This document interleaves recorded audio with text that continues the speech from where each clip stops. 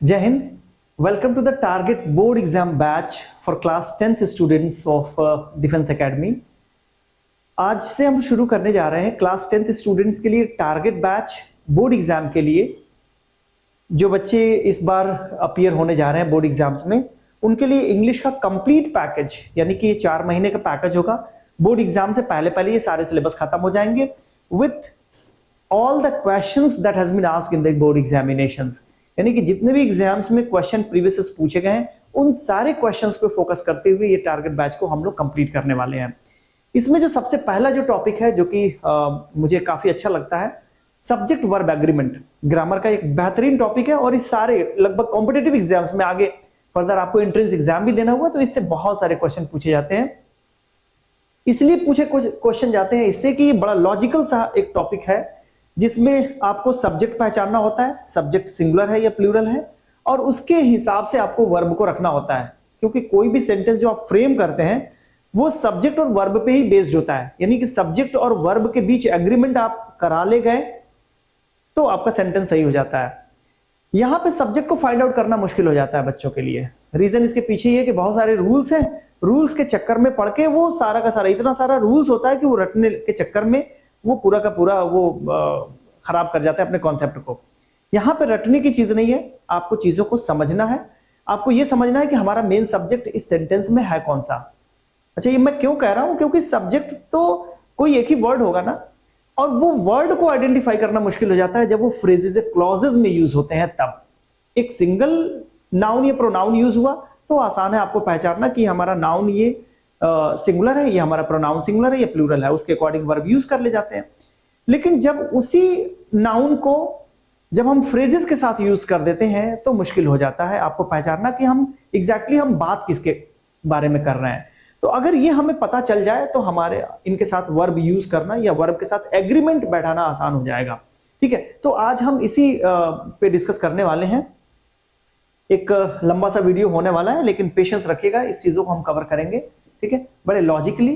तो सबसे पहले हम ये समझने की कोशिश करें कि हमारा सब्जेक्ट जो होता है वो किस किस पार्ट्स ऑफ स्पीच से मिलकर बन सकता है। सब्जेक्ट हमारा सिंगुलर होगा या प्लूरल होगा, इन चीजों को समझते हैं। तो सब्जेक्ट, आपको पता है कि सब्जेक्ट जो होते हैं वो नाउन और प्रोनाउन, जनरली जो होते हैं नाउन और प्रोनाउन से ही हम सब्जेक्ट बनाते हैं। बनाते तो और भी पार्ट्स ऑफ स्पीच से हैं, एडजेक्टिव से भी बना लेते हैं, वर्ब से भी बना लेते हैं, लेकिन अल्टीमेटली इनको चेंज हमें नाउन में करना ही पड़ता है। ठीक है, अब नाउन में और प्रोनाउन ये दोनों तो पहचानना आसान है कि सिंगुलर है कि प्लूरल है, लेकिन कुछ नाउन्स ऐसे हैं जो मुश्किल में आप पड़ जाते हैं, जैसे फर्नीचर है। तो इस वर्ड को आप फर्नीचर्स बना नहीं सकते, क्योंकि ये एक अनकाउंटेबल नाउन है और अनकाउंटेबल नाउन हमेशा सिंगुलर में होता है। उसी तरीके से एक वर्ड है gentry, peasantry, poultry, tongs, pants, बहुत सारे वर्ड्स हैं जो सिंगुलर में यूज होते हैं, मतलब हमेशा एक सिंगुलर में यूज होगा, हमेशा प्लूरल में यूज होगा।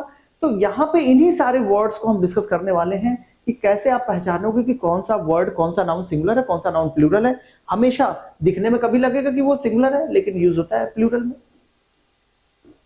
ठीक है, ये दिखने में प्लूरल है और यूज भी होता है प्लूरल में। तो बहुत सारे ऐसे नाउन के बारे में हम लोग डिस्कस करने वाले हैं। ठीक है, तो चलिए शुरू करते हैं एक बार फिर से। यहां पे मैंने बताया कि नाउन और प्रोनाउन जो होता है वो हमारा सब्जेक्ट बनता है, लेकिन एडजेक्टिव से भी और वर्ब से भी हम सब्जेक्ट बना लेते हैं, लेकिन अल्टीमेटली इनको चेंज हमें करना पड़ता है नाउन में। कैसे नाउन में एडजेक्टिव चेंज होता है? जैसे कुछ नाउन को मैं लिख रहा हूं, जैसे एक वर्ड है पुअर, रिच, ऑनेस्ट, मीक, ये कुछ ऐसे नाउन है। ठीक है, लेम। इनको अगर आपको, ये सारे एडजेक्टिव में चेंज करना अगर नाउन में, तो इनसे पहले आप द लगाइए। अब ये जब द पुअर यूज करोगे, the rich, the honest, the meek, the lame, तो ये चेंज हो जाएगा नाउन में, लेकिन ये जो नाउन होगा वो हमेशा प्लूरल ही होगा। तो इनके साथ जब वर्ब यूज करोगे तो वो प्लूरल में ही आपको यूज करना पड़ेगा। एक तो चीजें ये हो गई कि एडजेक्टिव से आपने कैसे चेंज कर लिया नाउन में। ठीक है, एक सेंटेंस देखते हैं। अगर आपको यूज करना हो, जैसे मान लीजिए कि सेंटेंस में कहीं पे लिखा हुआ आ जाए और फिर कहे कि आपसे इसको रीराइट करिए, तो आप कैसे करेंगे? अगर सेंटेंस में लिखा हुआ है रिच एक्सप्लॉइट्स पुअर, ये सेंटेंस गलत होगा क्योंकि रिच जो है एडजेक्टिव है और adjective can not be used as a subject in the sentence, sentence नहीं बन सकता। उसी तरीके से यहाँ पे भी एडजेक्टिव जो आप बना रहे हो एज ऑब्जेक्ट तो ये यूज हो नहीं सकता, क्योंकि सब्जेक्ट और ऑब्जेक्ट जो हमारे बनते हैं वो हमारे नाउन या प्रोनाउन ही होते हैं जो सब्जेक्ट और ऑब्जेक्ट का काम करते हैं। ठीक है, तो इसका दूसरा रास्ता क्या है, इस रिच को चेंज कर दीजिए नाउन में। तो आप क्या करोगे, द रिच। अब जब द रिच आपने लिखा तो एक नाउन में चेंज हुआ, और नाउन कैसा हुआ, प्लूरल हुआ। जब प्लूरल हुआ तो आपको क्या करना है, वर्ब को प्लूरल में रखना है। द रिच एक्सप्लॉइट, और ऑब्जेक्ट भी आपको क्या करना है, नाउन ही बनाना है। The rich exploit the poor. अब ये सही सेंटेंस हो गया। तो एक तो तरीका ये होगा कि एडजेक्टिव को आप चेंज करने में वर्ब को भी चेंज करिए। वर्ब को कैसे चेंज कर पाएंगे, वर्ब को दो तरीके से हम चेंज कर देते हैं। वर्ब को या तो इन्फिनेटिव में चेंज करिए या तो इनको जीरंड में चेंज करिए। इन्फिनेटिव और जीरंड ये वर्ब के फॉर्म्स हैं जो कि एक नाउन की तरह सेंटेंस में हम यूज करते हैं, ध्यान रखिएगा इन चीजों को। इन्फिनेटिव और जीरंड जो होते हैं ये दोनों वर्ब के ही फॉर्म्स हैं जो सेंटेंस में नाउन की तरह हम यूज कर लेते हैं। और जब नाउन की तरह जब हम यूज करते हैं तो इनको सब्जेक्ट ऑब्जेक्ट यूज कर सकते हैं, लेकिन ये जो नाउन होगा वो हमेशा सिंगुलर ही होगा। ये कुछ कॉन्सेप्ट है जो हमेशा आपको याद होने चाहिए। इन्फिनेटिव कैसे बनता है, वर्ब के फर्स्ट फॉर्म से पहले जब आप टू लगा देते हो, और वर्ब के फर्स्ट फॉर्म में जब आप आईएनजी जोड़ देते हो तो ये जीरंड में चेंज हो जाता है। ठीक है, सब्जेक्ट को जो आइडेंटिफाई करने का जो तरीका होता है वो होता है, आपको पता होगा कि अगर वर्ब से हम क्वेश्चन पूछें व्हाट का या हु का तो ये आपको सब्जेक्ट मिल जाता है, और वर्ब से ही अगर हम क्वेश्चन पूछें व्हाट का और हुम का तो ये आपका ऑब्जेक्ट मिल जाता है। ठीक है, ध्यान रखिएगा व्हाट दोनों में कॉमन है। बस ये वर्ब के पहले आएगा तो ये सब्जेक्ट हो जाएगा, वर्ब के बाद हो जाएगा तो ये ऑब्जेक्ट हो जाएगा। व्हाट से दोनों क्वेश्चन, लेकिन यहां पे हु और होम, कौन और किसको। ठीक है, तो अगर इससे आप क्वेश्चन पूछेंगे तो हु से जब क्वेश्चन पूछेंगे तो सब्जेक्ट मिलेगा, और होम से जब क्वेश्चन पूछेंगे तो ऑब्जेक्ट मिलेगा। तो आइए प्रैक्टिकल चीजें देख लेते हैं। अगर मैंने कहा walking is good for health, subject पहचानना हो तो व्हाट से क्वेश्चन पूछेंगे, वर्ब से what is good for health, तो आपको आंसर मिल जाएगा walking is good for health, ये हो गया सब्जेक्ट। और जब मैंने अभी बताया कि इन्फिनेटिव और जीरंड सिंगुलर होता है तो वर्ब भी हमने सिंगुलर यूज किया। अगर आप आर यूज किए होते तो यहां पे गलत हो जाता। ठीक है, या इसे भी लिख सकते हैं to walk in the morning is good for health, to walk in the morning is good for health. ठीक, again what is good for health, to walk when in the morning. तो ये व्हेन का reply है, ये phrase है, तो ये main subject आपका ये नहीं हुआ, हम इसके बारे में बात कर रहे हैं, walk is good for health.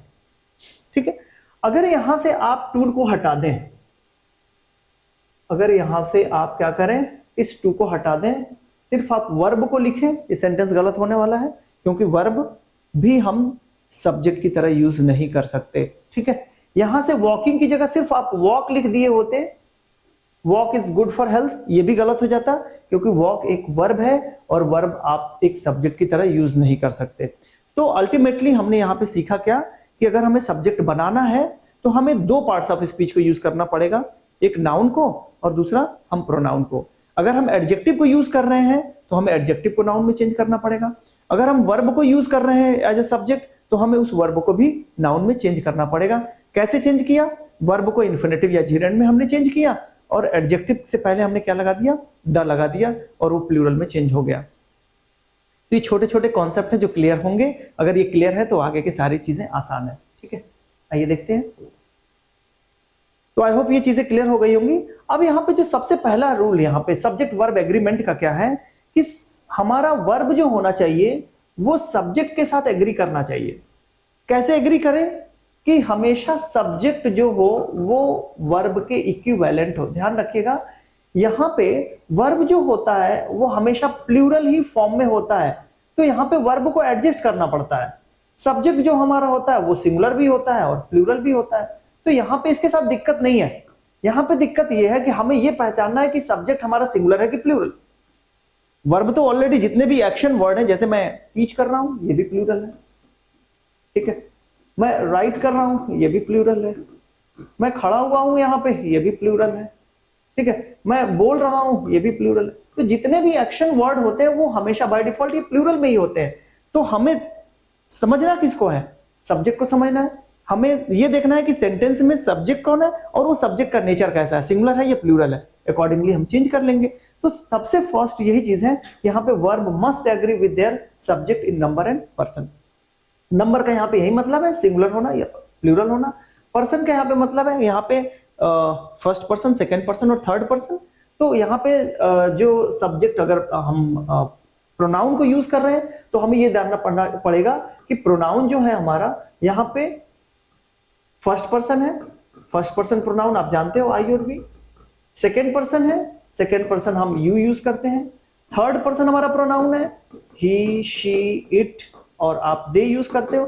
तो इन सब में आपको पहचानना पड़ेगा कौन सिंगुलर है कौन सा प्लूरल है। तो आपको पता होगा कि यहाँ पे ही, शी, इट का प्लूरल क्या होता है, दे होता है, यानी ही, शी, इट सब सिंगुलर में यूज होंगे और दे यूज होगा प्लूरल में। उसी तरीके से आई का प्लूरल वी यूज होता है, आई को हम सिंगुलर में यूज कर लेते हैं, सिर्फ पास्ट टेंस में ध्यान रखिएगा, आई वॉज, आई वर नहीं। हाँ, आई वर भी यूज करते हैं जब हम चीजों को क्या करते हैं, एज्यूम करते हैं, यानी जो चीजें सही नहीं होती उनके लिए हम यूज करते हैं।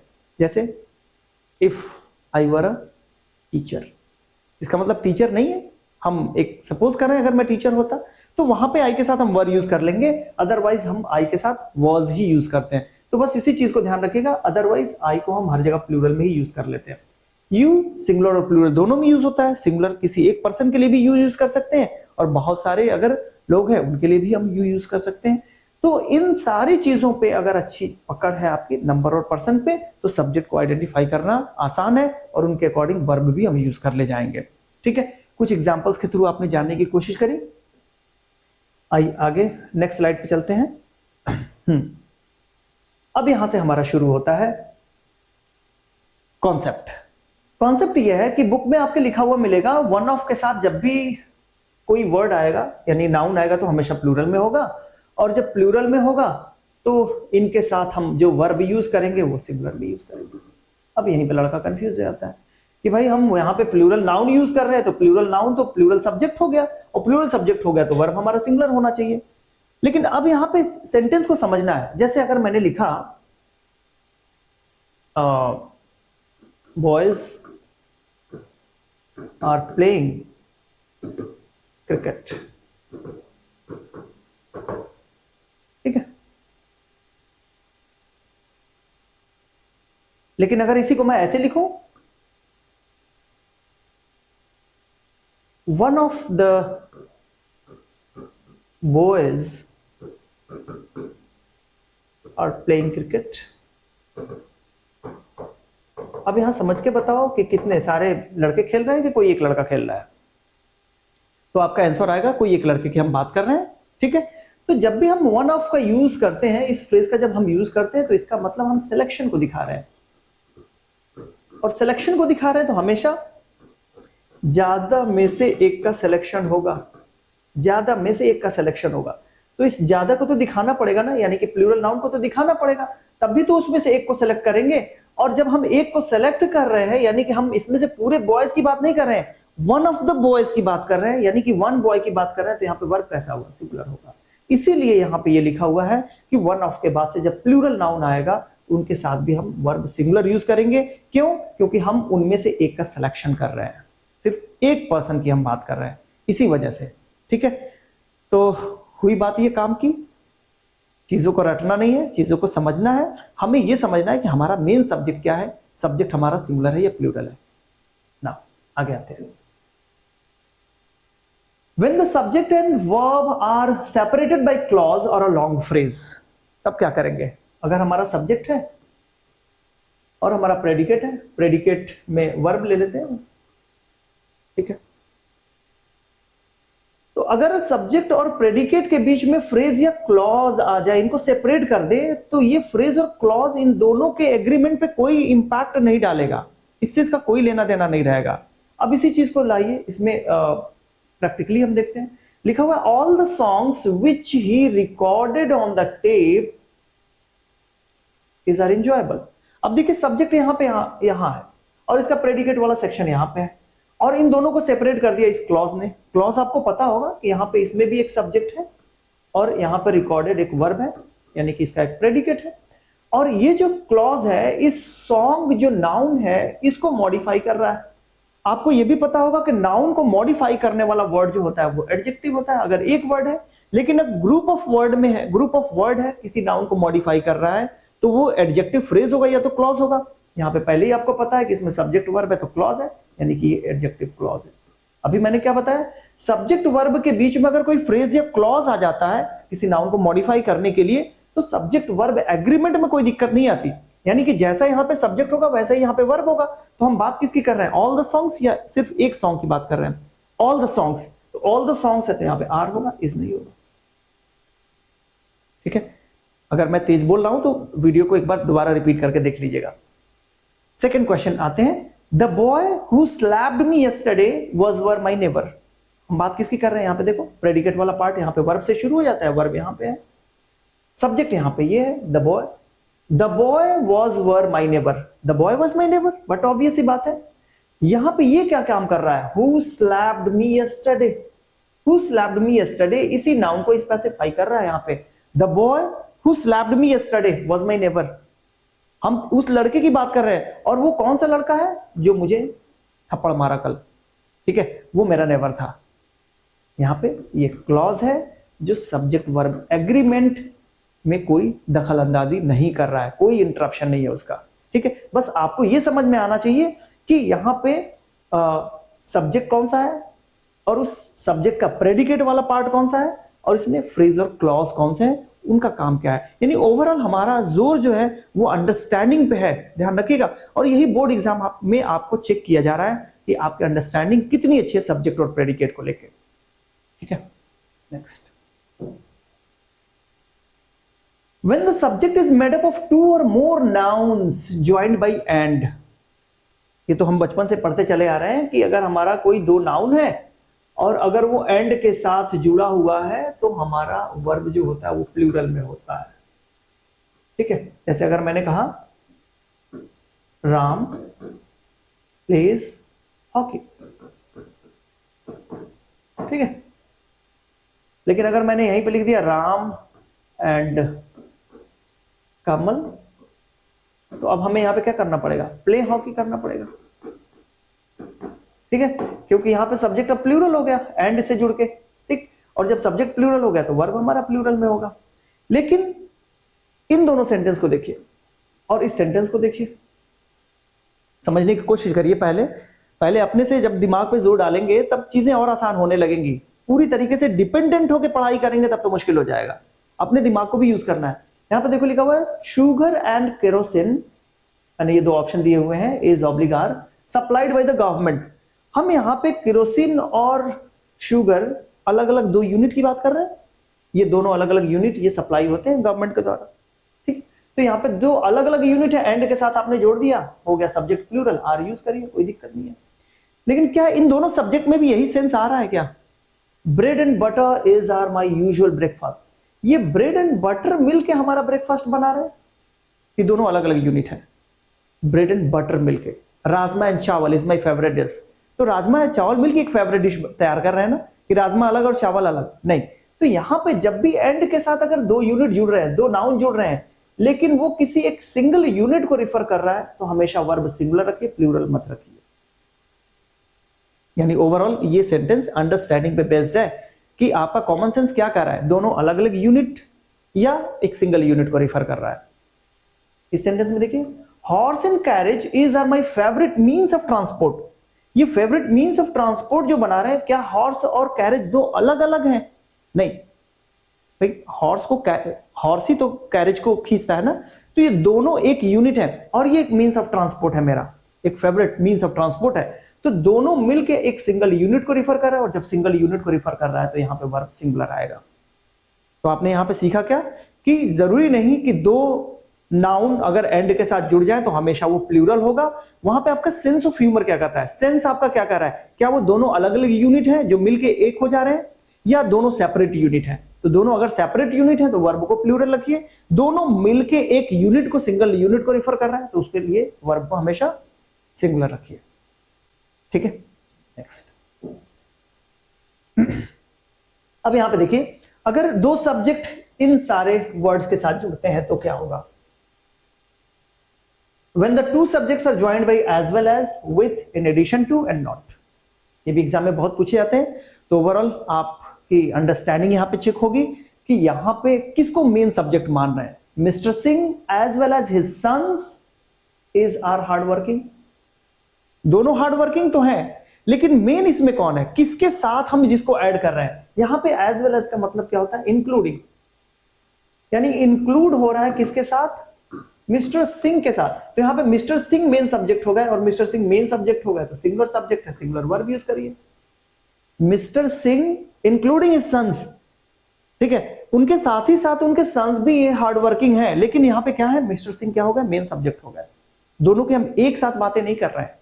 ठीक है, अगर दोनों की बात हम करते तो वही सेम एज यूज करते, Mr Singh and his sons, लेकिन हम क्या कर रहे हैं, Mr Singh including his sons. ठीक है, तो हमारा मेन सब्जेक्ट क्या हुआ, मिस्टर सिंह हुआ। जैसा सब्जेक्ट वैसा ही वर्ब, सब्जेक्ट वर्ब एग्रीमेंट का यही रूल है, जैसा सब्जेक्ट वैसा वर्ब।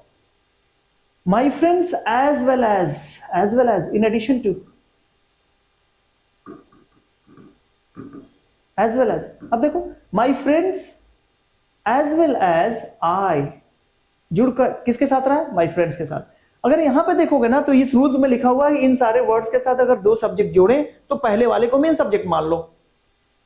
क्यों मेन सब्जेक्ट मान लो, क्योंकि भाई उसी के बारे में हम बात कर रहे हैं, मेन फोकस हमारा उसी के ऊपर है, इसीलिए लिख रहा है यहां पे रूल में कि सबसे पहले वाले सब्जेक्ट को जो होगा वो मेन सब्जेक्ट होगा। क्यों मेन सब्जेक्ट होगा, क्योंकि इसी पे ज्यादा हमारा फोकस हो रहा है, माई फ्रेंड्स पे फोकस हो रहा है। एज वेल एज आई, तो क्या यूज करोगे, वर्ब आर यूज करो, क्योंकि माई फ्रेंड्स यहाँ पे प्लूरल में है।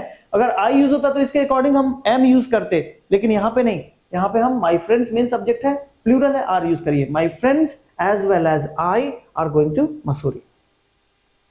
ठीक है, इस पे आइए। ही विथ हिज सर्वेंट्स, देखो ही उसके साथ सर्वेंट की बात कर रहे हैं, यानी कि सेकेंडरी हो गया, मेन कौन है, ही है। जब ही मेन है तो वॉज यूज करिए, वर हटाइए।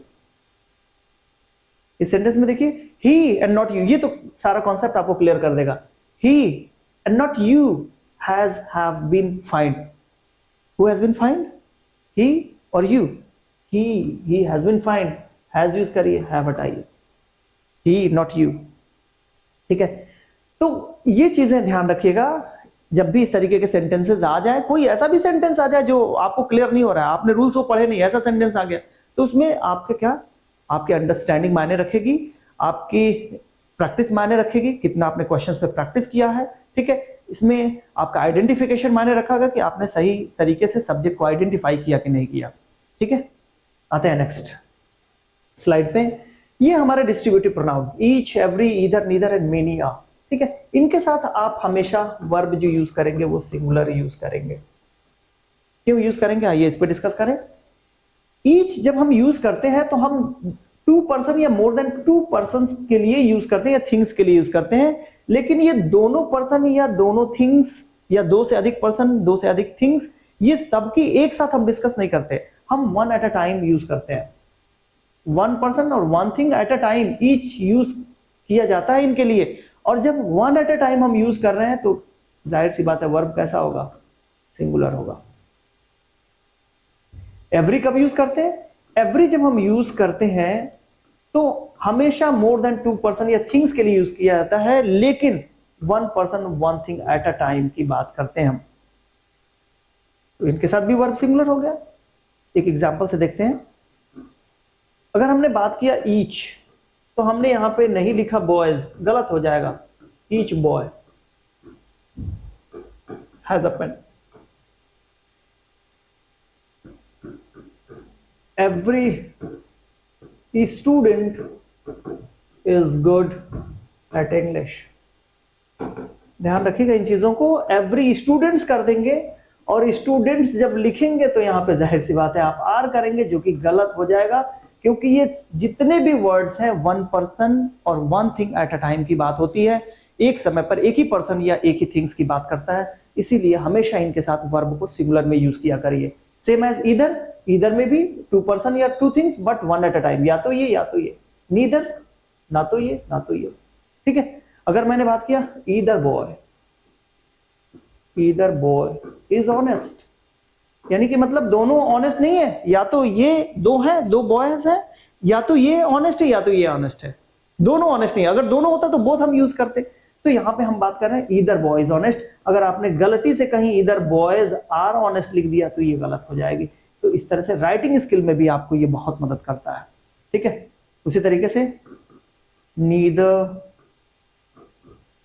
Girl is playing chess. So अगर मैं इस तरीके से सेंटेंस लिखूं, neither girl is playing chess, so how many girls are playing chess? कितनी लड़कियां वहां पे? दो लड़कियां हैं, ठीक है। और दोनों में से ना तो ये खेल रही है और ना तो ये खेल रही है, ठीक है। तो यहां पे इस तरीके से हम यूज करते हैं each, every, either, neither. Clear हो गया? डिस्ट्रीब्यूटिव प्रोनाउन नामी है, distributive, one at a time, one person या one thing at a time बात करेगा। और जब one person one things at a time बात होगी तो उनके साथ वर्ब हमेशा सिंगुलर में आएगा, ठीक है। इनको यूज करने का एक दूसरा तरीका देखिए, ये तो हमने जनरल वे में, जनरल जब हम बात करते हैं तो हम इस तरीके से लिखते हैं, लेकिन जब क्या होगा जब हम स्पेसिफिक इनके लिए बात करते हैं, स्पेसिफिक बात करने के लिए जितने भी डिस्ट्रीब्यूटिव प्रोनाउन हैं, ठीक है, उनके साथ आप ऑफ लगाते हैं स्पेसिफिक करने के लिए। और यहाँ पे जब स्पेसिफिक होता है तो बहुत सारे लोगों में से कोई स्पेसिफाई किया जाता है, तो यहाँ पे नाउन प्लूरल में आ जाता है, जैसे हम लोगों ने वन ऑफ के केस में देखा था। सेम एज अगर हम बात करेंगे ईच, ईदर, नीदर, तो जब भी इनके साथ हम ऑफ लगाएंगे तो यहां पे नाउन कैसा हो जाएगा? प्लूरल हो जाएगा। जैसे each of the students, not student. अब यहां पे स्टूडेंट करोगे तो गलत हो जाएगा। हमने क्या लिखा था इसके पहले? जब हमने ईच के साथ स्टूडेंट्स लिखा था तब ये गलत हो जाता, क्योंकि ईच तो सिंगुलर को रिफर करेगा, और यहां पे आप जब प्लूरल नाउन लिखोगे तब गलत हो जा रहा था। लेकिन अब जब इस फॉर्मेट में आप लिखेंगे ईच ऑफ द स्टूडेंट करोगे यहां पे, अब ये गलत होने वाला है। क्यों? क्योंकि जब हम स्पेसिफिक कर रहे हैं किसी को, जनरल हम बातें नहीं कर रहे हैं, हम स्पेसिफिक कर रहे हैं, जब हम सिलेक्शन को दिखा रहे हैं तो जाहिर सी बात है ज्यादा में से किसी एक का सिलेक्शन होता है, ठीक है। तो हम हमेशा प्लूरल यहां पे नाउन को रखेंगे, और प्लूरल नाउन को रखेंगे तो यहां पे इसका मतलब ये नहीं कि हम इनके बारे में बात कर रहे हैं, हम ईच की बात कर रहे हैं, ईच ऑफ द स्टूडेंट की बात कर रहे हैं। तो each of the student is working hard, either of the students is working hard, not are. Are गलती से लिखोगे गलत हो जाएगा, तो इन चीजों को ध्यान से रखिएगा। Neither of the students is working hard. तो इस तरीके के फॉर्मेट में, यानी कि second way of using distributive pronoun ये है, जब आप इसको स्पेसिफिक बनाते हैं तो इस तरीके से आप यूज करते हैं, ठीक है। एक तरीका इनके साथ तुरंत नाउन लिखो सिंगुलर में, दूसरा तरीका इनके साथ ऑफ लगा के नाउन लिखो तो हमेशा प्लूरल में, लेकिन वर्ब हमेशा सिंगुलर में। दोनों ही कंडीशन में वर्ब हमारा सिंगुलर में ही था, ठीक है। नाउ एक वर्ड बच गया मेनी। मेनी जब भी यूज होता है तो इनके साथ हम जो नाउन यूज करते हैं वो प्लूरल में ही यूज करते हैं, क्योंकि मेनी नंबर को दिखाता है, और नंबर को दिखाने के लिए मेनी तो एक नंबर को दिखाता नहीं है, मेनी तो एक जनरल वे में हम जब यूज करते हैं तो बहुत सारे पर्सन को यूज करिए, थिंग्स को यूज करिए, तो वहां पे प्लूरल में दिखाने के लिए हम यूज करते हैं मेनी। और इनके साथ वर्ब जब यूज करोगे तो वो भी प्लूरल में आपको यूज करना पड़ेगा। जैसे अगर मैंने यूज किया many girls are there in the class, so many के साथ हमने एक गर्ल को नहीं दिखाया, ठीक है। गर्ल्स मैंने लिखा, मैंने बताया कि नाउन जब भी आएगा प्लूरल में आएगा और वर्ब भी उनके साथ प्लूरल में जाएगा। तो ये तो कॉमन सी चीज है जो आप जानते थे, ठीक है। जो नहीं जानते हैं वो चीजें ये है कि मेनी आ के साथ हम क्या यूज करें। जब भी हम मेनी आ के साथ यूज करते हैं तो अगेन हम ये स्पेसिफाई करने के लिए यूज करते हैं। जनरल वे में जब हम बात कर रहे थे तो मेनी के साथ हम प्लूरल नाउन यूज कर रहे थे, लेकिन जब हम इसको स्पेसिफाई कर रहे हैं, मेनी आ यूज कर रहे हैं, तो हम यहां पे क्या यूज करेंगे? एक नाउन यूज करेंगे जो कि सिंगुलर में होगा। आपको पता है कि जब हम आर्टिकल ए यूज करते हैं तो हमेशा नाउन क्या यूज करते हैं? सिंगुलर में। तो मेनी अ का यूज क्या हुआ, मेनी अ स्पेसिफिक यूसेस है, many a girl is working hard for the exams.